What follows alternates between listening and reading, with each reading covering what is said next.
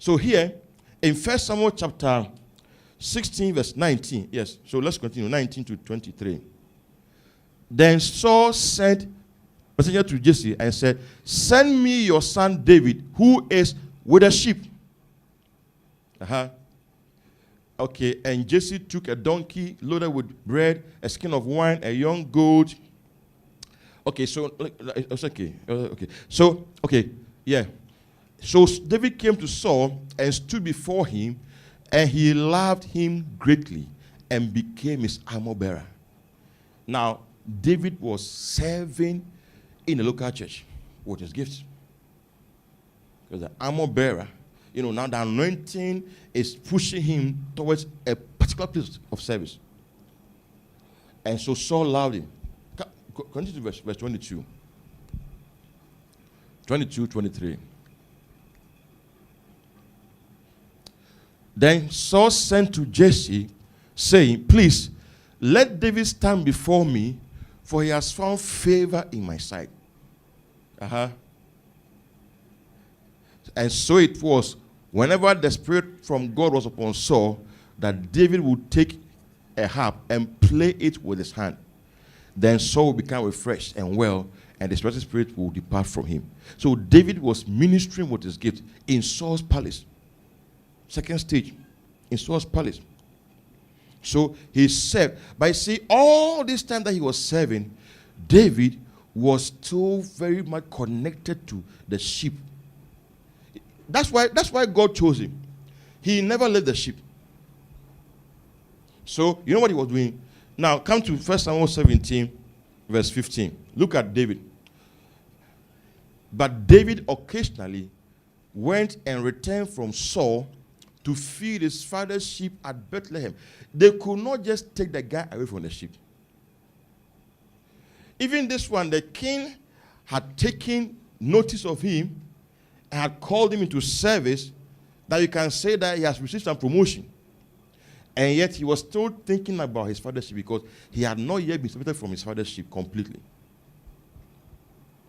Look at the heart. There are some people, you see, when I watch Professor Lini Part 3, I wish you all watch it, Glory Choir. When the guy got one invitation to minister at a big place, now he could not be available for church programs. Because now they are calling me everywhere, so I've grown bigger than my home. So I'm moving from this place to that place to that place. Look at David. The king called him to his palace, but he will move from the palace to feed his father's few sheep and come back to the palace. When God blesses some people, people don't understand. You see, when you are mindful of the body, the church, God takes you seriously.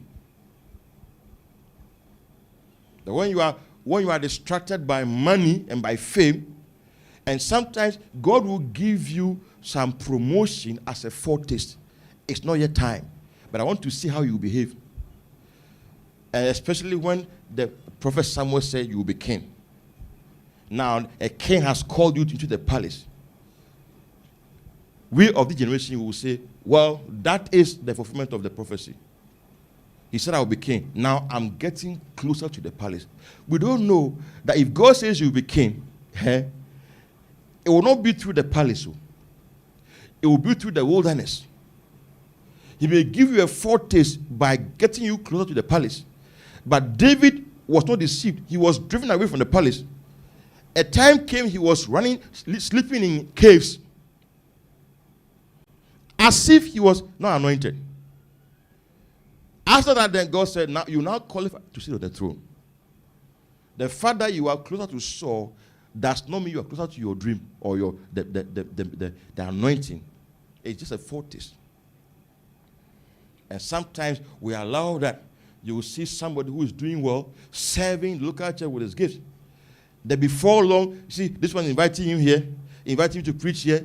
Now he doesn't have any time for local programs again. Now you have become more than local.